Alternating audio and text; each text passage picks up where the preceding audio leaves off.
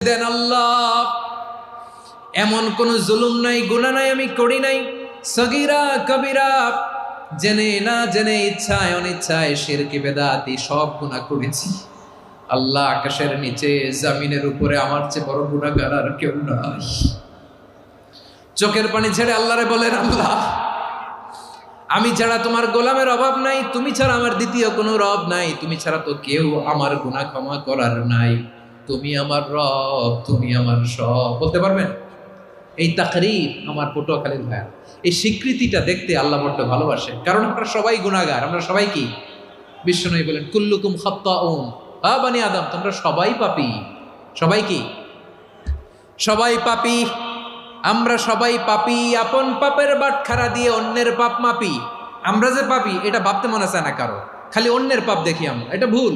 ওর এই পাপ, ও পাপী, ও জালেম, ও জাহান্নামী, এরকম একটা